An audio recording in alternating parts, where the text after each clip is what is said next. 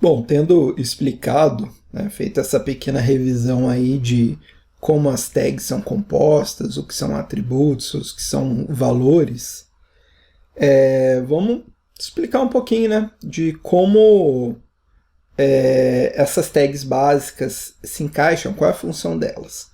Então, primeiro aqui, eu tinha falado para vocês que nós temos aqui o doctype. Tá?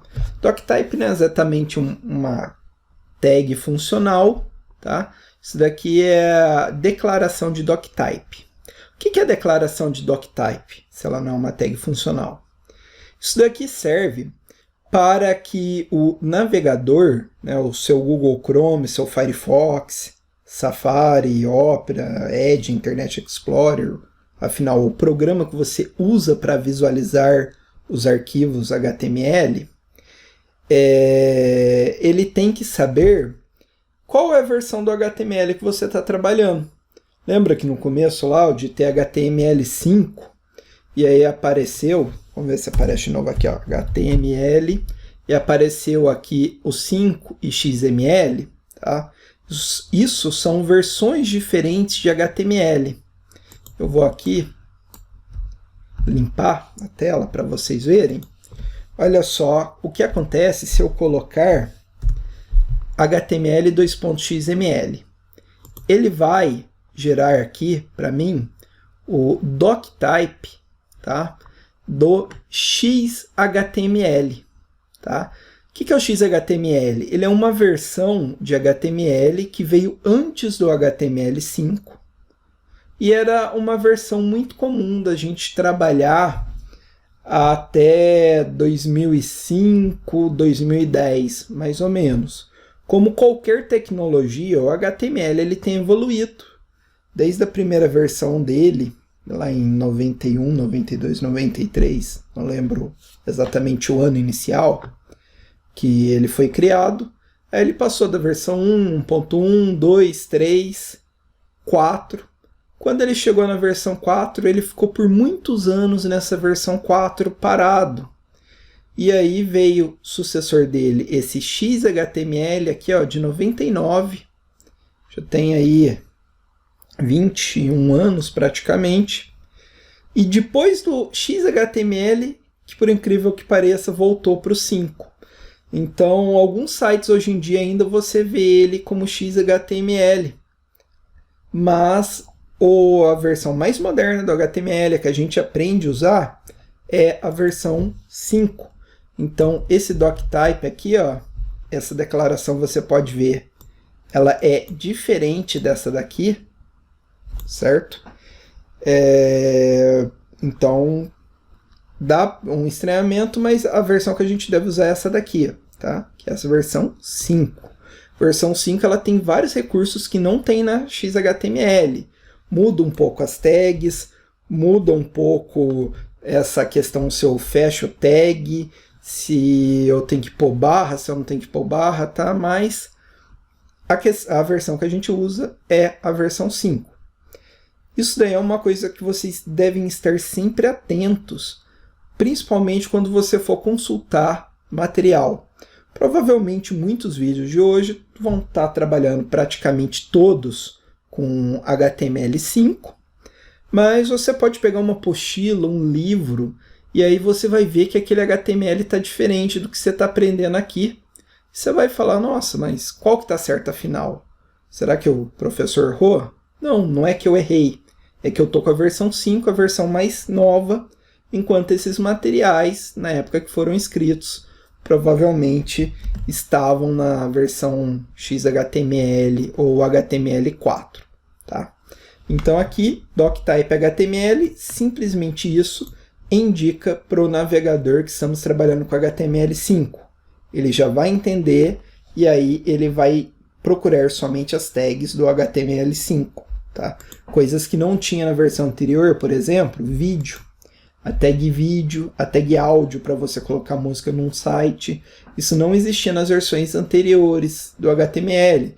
Você até colocava através de umas gambiarras, através de plugin do Flash, esse tipo de coisa. Para colocar de forma simples, igual é hoje no YouTube, com o HTML5. tá? Então, essa primeira tag serve para indicar para o navegador que se trata de um site HTML5. A segunda tag, a tag obrigatória essa daqui, é o HTML. O HTML, ele indica que nosso documento HTML ele está iniciando e todas as outras tags, com exceção da declaração de doctype, elas devem estar dentro das tags HTML/HTML. Todo site seu deve estar dentro dessas tags, tá? Cada um arquivo. Como eu disse na aula anterior, ele pode ter o atributo lang, que indica qual é a linguagem, no caso aqui, português do Brasil. Ele vem em EN, né? Por padrão, eu mudei. Dentro do HTML, nós temos um conjunto de tags, que é o head e o body. O head, traduzindo, ele é a cabeça. E o body, traduzindo, aqui o body é corpo. Então a gente tem aqui em cima a cabeça e aqui embaixo um corpo. O que a gente tem nessa seção head? Nós temos informações que são metadados. Tá? Um metadado em informática é uma informação que descreve algo sobre um arquivo, um documento, mas que não é exatamente parte dele. Sabe quando você tem um arquivo no seu computador e aí você olha naquele arquivo e está, por exemplo, quando aquele arquivo foi criado, a data de criação do arquivo, o tamanho do arquivo? Isso são metadados, certo? Então, por exemplo, aqui no nosso site, se eu vim aqui, ó, nos meus arquivos do Windows, eu vou ver que eu tenho o nosso arquivo index.html, que é esse mesmo que está aberto aqui, e aí você vê, ó, o tipo dele, um documento HTML, no caso ele está aqui para abrir com o Firefox, o tamanho dele, 237 bytes, data de modificação, tá? A data e a hora. Isso daí são metadados desse meu arquivo. As páginas HTML, elas precisam também de alguns metadados, que são muito importantes para elas. E a gente separa todos esses metadados, ou a maioria deles, aqui na seção head. Quais são os metadados que a gente tem aqui dentro? A gente tem uma tag meta, que tem o charset, o conjunto de caracteres UTF-8. Tá? O que é charset mesmo? Charset, ele diz qual é o conjunto de letras que a gente tem em um arquivo. Os computadores, relembrando, eles não foram criados no Brasil, foram criados nos Estados Unidos. E lá eles usam inglês e não português. E o inglês, ele tem uma característica que ele praticamente não possui acentuação, ele não possui acentos. Existem as exceções, né? Se eu não me engano, fiancé, que seria a noiva, que veio do francês, ele tem acentuação, mas são pouquíssimas exceções. Então, quando os computadores foram criados inicialmente, os textos, os nomes de arquivos, eles eram escritos com uma codificação que a gente chama de ASCII, que o mais popular é o ASCII 2. Tá? O que é esse ASCII? Ele é o conjunto de símbolos que você pode ter num texto nessas versões antigas aí de computadores. Se vocês procurarem aqui, ó, se vocês procurarem tabela ASCII, tabela ASCII 2, vocês vão encontrar essa tabela que diz quais eram os símbolos que você podia ter. Então aqui, nessa tabela ASCII, eu vejo que eu tinha todas as letras maiúsculas, tá? Então aqui do A até o Z, todas as letras minúsculas, alguns caracteres chave, o pipe, né, que é a barra, fechamento de chave, o underline, underscore, os colchetes, a contrabarra, o circunflexo, o hífen, o til, cerquilha, né, que é o hashtag, sinal de cifrão, né, o dinheiro, percentual, porcentagem, o ampersand, que é o e-comercial, aspa, como é que isso chama mesmo? Parênteses, mais vezes, multiplicar, dividir e tal. Maior, menor, arroba, interrogação, ponto e vírgula, 2 pontos. Tá? Por que eu estou me estendendo nisso? Porque vocês vão reparar que são a maioria dos caracteres que a gente usa, tanto no HTML quanto em programação, são basicamente esses caracteres, tá? Que existem desde a época da tabela ASCII 2. Além das letras maiúsculas, minúsculas desses símbolos, os números de 0 a 9, nós temos alguns caracteres que são controladores. Então, quando começa uma linha, quando termina uma linha, quando eu tenho um tab, um parênteses, vamos por assim, né, uma indentação. Então, a gente tem alguns caracteres de controle que era o que era possível de se ter em um arquivo de texto. Era possível ter esses caracteres e essas informações especiais. Só que,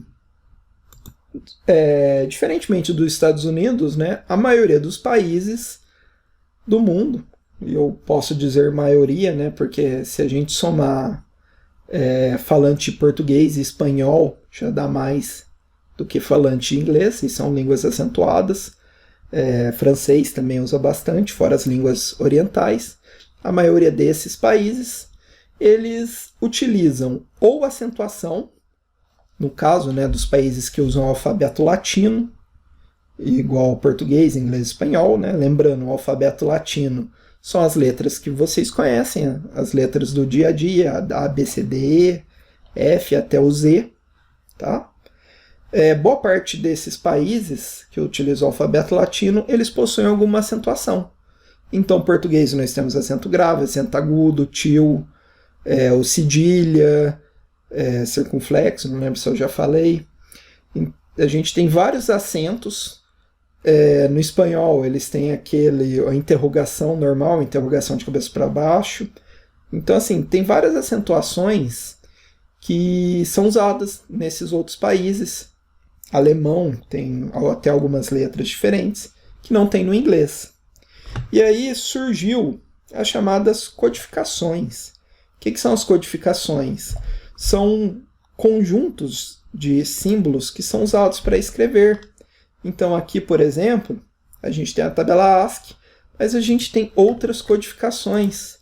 A gente tem uma que era muito comum de ser utilizada, que era a Latin 1. Tá? A Latin 1 era uma codificação que era usada antigamente, que ela tem a maioria desses sinais que são utilizadas nas línguas latinas, né?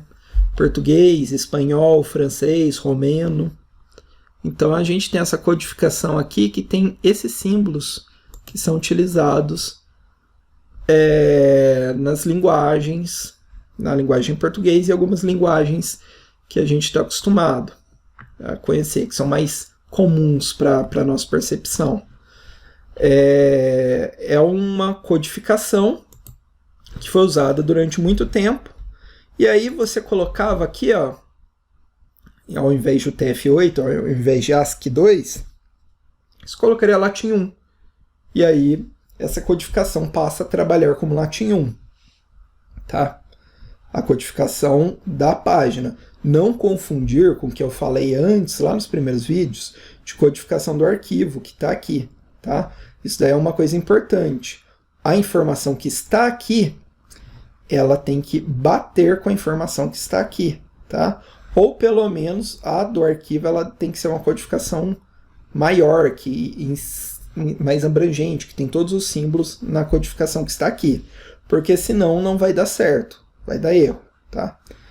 A codificação Latin 1 ela é utilizada, né, por vários países da Europa Ocidental, né, França, Espanha, Portugal, e os países que também utilizam essas línguas. Mas não existe só essa codificação. Tem codificação báltica, tem várias codificações na Europa que são diferentes. A codificação de alemão, por exemplo, não é latim 1. E tem também línguas que não usam o nosso alfabeto, que não usam o alfabeto latino. Então, línguas que usam o alfabeto cirílico, né, como o russo, por exemplo, que ainda é um alfabeto árabe. E tem línguas que não usam alfabeto. Por exemplo, o chinês, ele tem até um alfabetinho lá para escrever nomes ocidentais, mas por padrão chinês, japonês, ele trabalha com um ideograma, né? Que um ideograma é um símbolo que ele representa uma palavra, uma ideia, e inclusive ele tem um som específico, então aí complica muito, porque olha, não é nem questão de ter acento, não é nem questão da letra, se alfabeto é uma coisa diferente de alfabeto. E aí, para unificar tudo isso, surgiu o que a gente chama da codificação UTF, que é uma codificação que busca ser uma codificação universal, que ela tem todos os conjuntos de caracteres usados pelas línguas que tem escrita do planeta, tá?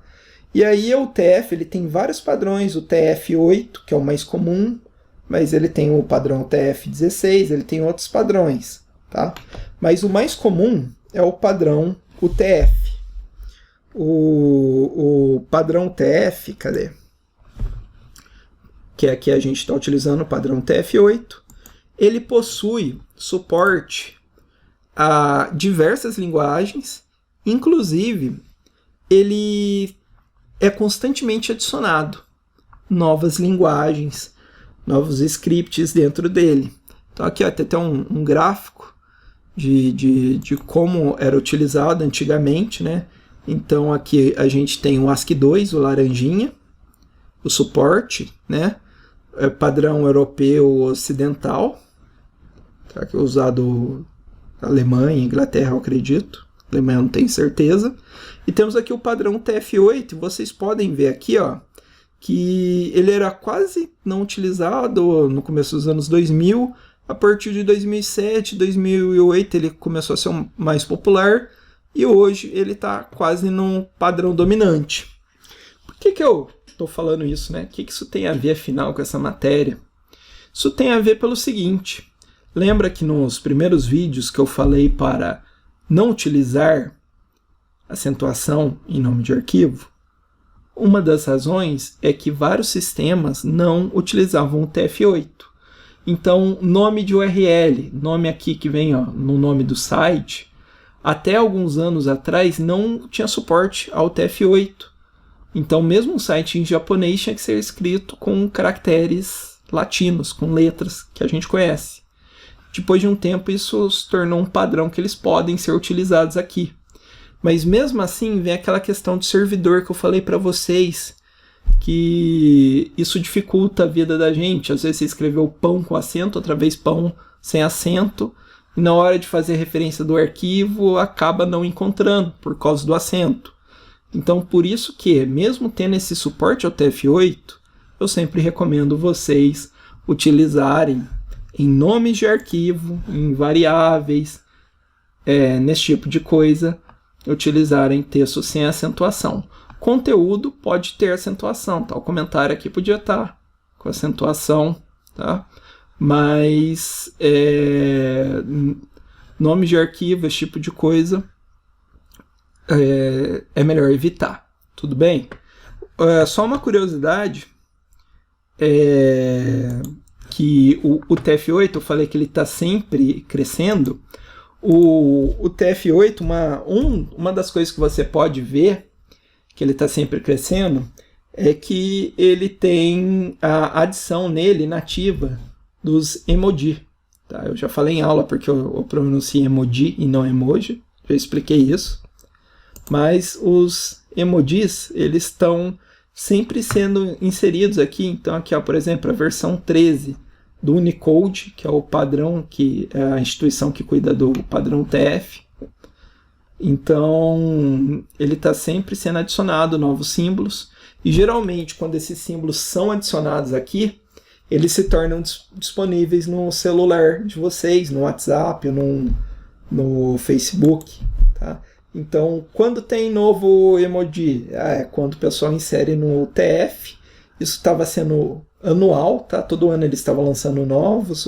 Esse ano com o Corona, né, complicou até isso, até o lançamento de novos emojis foi comprometido, mas eles são padrões que você consegue colocar um emoji num site HTML, digitando ele como se fosse letra. Você vai digitar o código, tá? Tem aqui a tabela com código, mas ele é como se fosse um texto.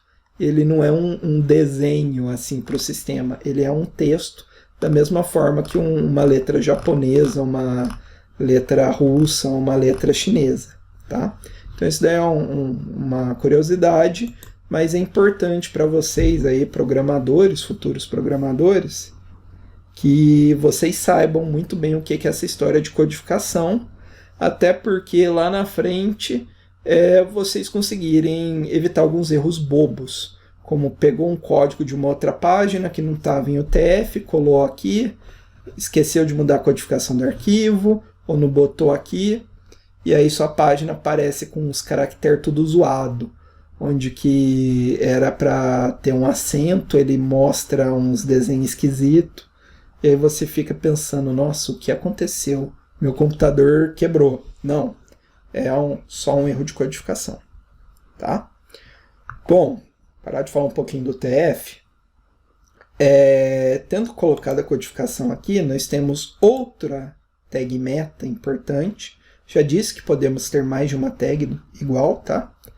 Que é uma tag meta, que ela serve para deixar nossa página responsiva.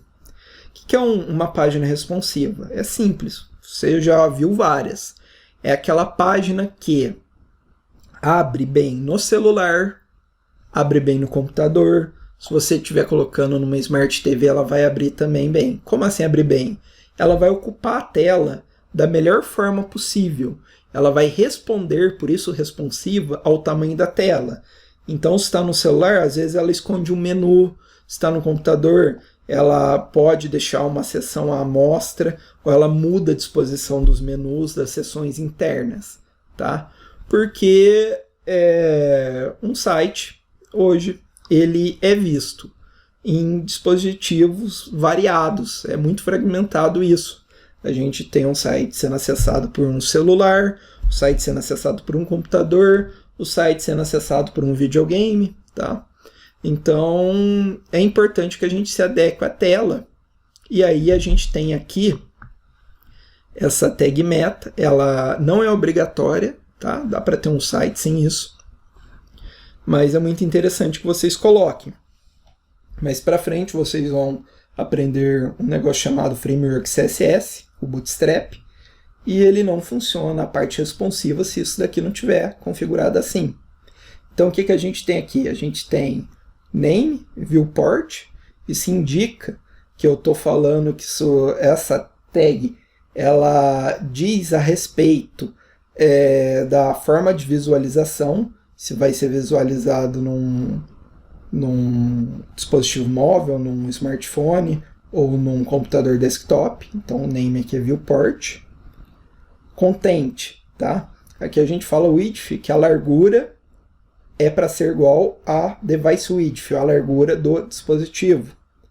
Tá? Isso daqui é padrão, não precisa se preocupar. É sempre usar o mesmo texto. Vírgula, né? Aqui tem mais de um valor nesse atributo. E aí a gente tem o initial scale, a escala inicial, que está 1.0, que diz a respeito do tamanho, né? De como isso vai ficar representado na tela. Ele pode estar amplificado, reduzido, aqui é para estar na escala de 1. Isso daqui, como eu disse, é padrão. Tá? Anota no caderno toda vez você coloca isso daqui na página. Isso tudo aqui, ó, com exceção desse comentário que eu coloquei, vou até tirar ele, isso tudo é padrão. Você pode ter anotado no seu caderno, linguagem PTBR, tá? Certinho, para toda vez que você for criar um site, você copia o que está aqui. A próxima parte, nós temos aqui, ó, o título, o title. Esse título é o que vem a aparecer não dentro do seu arquivo HTML, tá? Não é o que fica escrito aqui, não. Isso daqui não é tag title. A tag title é isso daqui. É o título que fica na aba, tá? Então aqui, ó, full emoji list, v3.0, é o título, é o que está dentro da tag title do arquivo HTML desse site. Ah, mentira, mentira nada. Ó, aqui, ó, botão direito, View Page Source, ele vai mostrar o HTML dessa página, tá? Então aqui, Full Emoji List, v3.0, e se a gente vem aqui, ó, no head, o head dele começa aqui, title, título, aqui ó, title barra title, Full Emoji List. Eu vou dar uma amplificada para vocês enxergarem melhor aqui. Vocês vão ver que aqui, ó, o title Full Emoji List. O negócio aqui tá difícil de carregar. Tô tendo problema de carregamento, pessoal. Eu já aumentei aqui, mas ele não aumentou. Mas tá vendo? O título corresponde a esse título aqui. Então, é a mesma coisa no nosso arquivo aqui. O title vai ser o título que vai estar no nosso site, certo? Como vocês sabem, a gente tem a tradição dos programadores, que eu tenho que colocar aqui, ó, Olá Mundo, tá? Para espantar o azar, espantar os gremlins. E eu vou colocar aqui de título Olá Mundo na nossa página. Finalmente aqui eu estou finalizando o head. Eu posso ter mais informações, existem outras informações que vão no head, mas essas vamos deixar para outra oportunidade. Essas são as básicas. Charset, né, o tipo de letra. Aqui a gente tem o viewport, que é para o site ficar bem em vários tipos de tela diferentes, e o título que vai ser mostrado na aba. Aí, depois do head, lembra que isso são metadados, isso são informações a respeito da página, que não são informações que vão diretamente na página. Prova disso é o título que fica em cima lá na aba. Após isso, nós temos aqui o body, né, o body. E o que é o body? O body é o corpo. O corpo é a seção onde a gente vai ter o conteúdo da nossa página. Então, tudo que for conteúdo, ele vai estar aqui dentro do body, vai estar aqui dentro do corpo, certo? Como esse vídeo está ficando longo, depois eu continuo essa parte, mas todo o conteúdo que mostra na página é dentro do body, tá? Então, tudo que está aqui, ó, nessa página, vamos fechar isso aqui, tá? Ele está dentro do body. Eu vou pegar outra que essa tá com problema aqui, ó. Todo esse conteúdo aqui da Wikipédia, isso está dentro do body. E algumas outras informações, como esse desenho aqui, ó, o ícone de favicon, o ícone de favorito, o nome do arquivo aqui da página, ele está no head, certo? Então aqui, o conteúdo nosso vai ser colocado entre body e barra body. E, finalmente, fechando o nosso arquivo, nós temos o barra HTML, que ele diz respeito a onde se encerra o nosso arquivo HTML. Isso daí é muito comum, tá? Em programação, em Visualg, vocês têm uma estrutura parecida, da gente ter uma estrutura, né? Lembra que eu falei? Um esqueleto, um boilerplate, tá? Que no caso é sempre formado aqui, revisão rápida. Doctype, que diz aqui o tipo, a versão do HTML, estamos na versão 5. HTML, que é onde nós colocamos as informações em si, dividido entre head e body. Aqui temos a informação que é português do Brasil, de língua. Aqui em head, informações de metadados, dados sobre a nossa página, que ela vai funcionar com vários tipos de letra diferentes, seja chinês, português, inglês, russo. A informação de que ela está adequada para rodar tanto em celular como computador, qual é o título que vai mostrar na aba. E aqui em body, a gente vai colocar as informações que vão conter, que vai estar dentro da nossa página, certo? Então, por enquanto é isso, tá? Lembrem, sempre anota no caderno, reveja o vídeo se tiver com dúvida, rever várias vezes, e aquele negócio, a gente não precisa aprender tudo de uma vez, tá? Mas é sempre bom a gente assistir com atenção à aula, beleza?